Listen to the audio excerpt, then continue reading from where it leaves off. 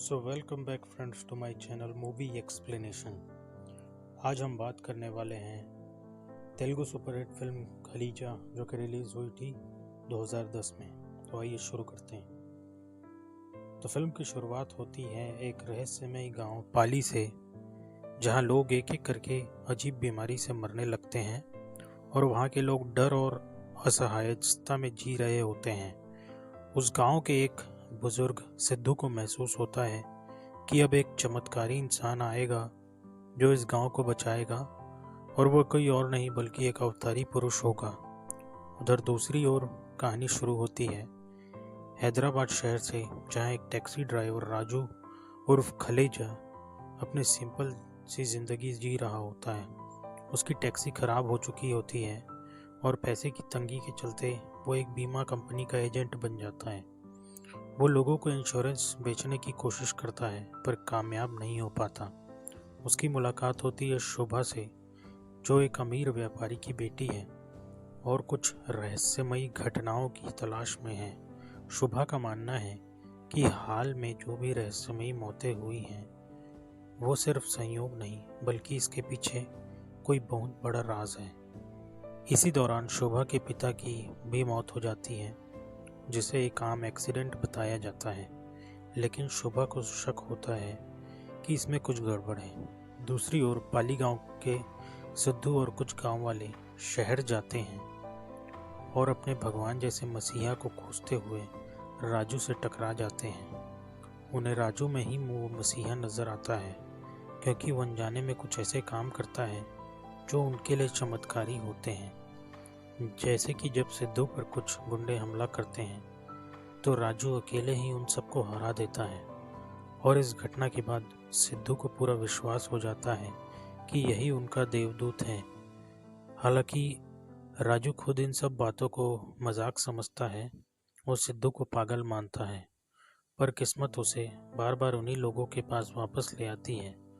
एक दिन राजू एक अजीब एक्सीडेंट का शिकार हो जाता है और उसे पाली गांव लाया जाता है, जहां गांव के लोग उसकी सेवा करते हुए हैं और उसे अपना रक्षक मानते हैं। गांव का माहौल बहुत डरावना और रहस्यमय होता है। वहां के लोगों की हालत बहुत खराब होती है। उनके पास ना खाना होता है, ना इलाज की सुविधा और ना ही कोई सरकारी मदद। इस गांव के पास एक खदान होती है जिसमें भारी मात्रा में इरेडियम मौजूद होता है, जिसे बेचकर कोई भी करोड़पति बन सकता है। इस खदान पर नजर होती है एक लालची बिजनेसमैन रेड्डी और एक भ्रष्ट मंत्री जनार्दन की, जो चाहते हैं कि गांव के लोग मर जाएं या डर के मारे गांव छोड़ दें ताकि वो खदान पर कब्जा कर सकें। इन दोनों ने मिलकर एक प्लान बनाया होता है कि गांव में धीरे धीरे जहर फैलाया जाए और लोगों की मौतें होती रहें, जिससे गांव खाली हो जाए और कोई उन्हें रोक ना पाए। इधर राजू गांव में लोगों की हालत देखकर दंग रह जाता है जब सिद्धू मरते हुए अपने मुंह से कहता है कि आप ही हमारे भगवान हैं, हमें बचाइए। तो राजू की अंतरात्मा जाग जाती है। राजू को याद आता है कि कैसे उसकी ज़िंदगी में कई घटनाएं हुई जिससे उसकी जान बाल बाल बची, और हर बार वो किसी बड़ी वजह से ही जिंदा रहा, जैसे किसी मिशन के लिए ही उसे चुना गया हो। अब राजू गांव के लोगों को बचाने का जिम्मा लेता है और धीरे धीरे उसकी मुलाकात होती है सच्चाई से कि गांव में पानी में जहर मिलाया जा रहा है और इन सब के पीछे रेड्डी और मंत्री जनार्दन है। राजू अपनी चतुराई से सबूत इकट्ठा करता है और गांव वालों को एकजुट करता है, और वो लोगों में विश्वास और हिम्मत जगाता है कि वो अपने अधिकारों के लिए लड़े और अपनी ज़मीन को बचाएं। इस बीच शोभा भी पाली गांव पहुंच जाती है और उसे भी सारी सच्चाई पता चलती है। राजू और शोभा हम मिलकर गांव के लोगों के साथ एक मिशन की तरह इस षड्यंत्र को उजागर करने में लग जाते हैं। राजू अपने मजाकिया और देसी अंदाज में गांव वालों को प्रेरित करता है और साथ ही गुंडों और नेताओं को सबक सिखाता है। एक सीन में जब रेड्डी अपने लोगों के साथ गांव पर हमला करते हैं तो राजू अकेले ही सबको मार गिराता है और अपने शौर्य से सबको चौंका देता है। लेकिन जब राजू सबूत लेकर मीडिया और पुलिस के पास पहुंच जाता है तो मंत्री अपने रसूख और पैसे की ताकत से उसे झूठा साबित कर देता है और राजू को ही बदनाम कर देता है। लेकिन राजू हार नहीं मानता।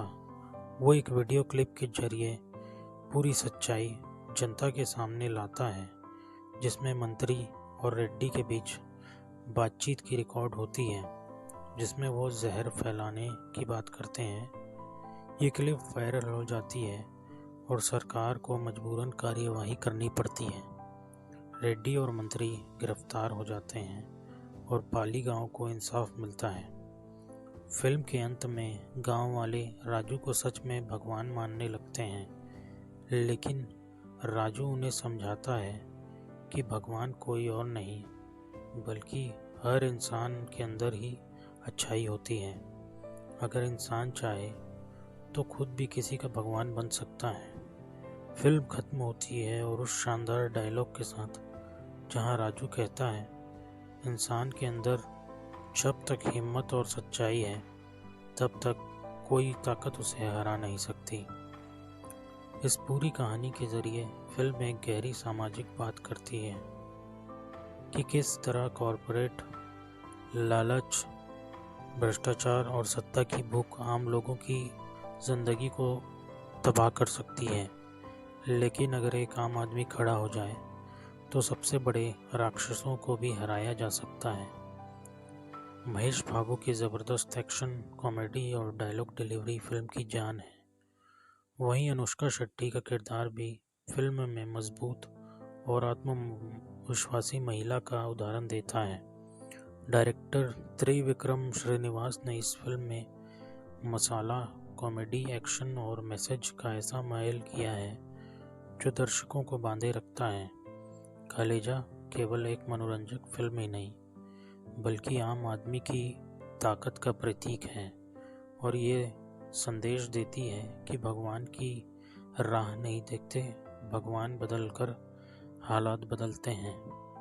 तो फ्रेंड्स, ये था कलेजा फिल्म का रिकैप। अगर आपको ये वीडियो अच्छा लगा हो तो इसे लाइक और चैनल को सब्सक्राइब करिए। मिलते हैं नेक्स्ट वीडियो में, तब तक के लिए बाय।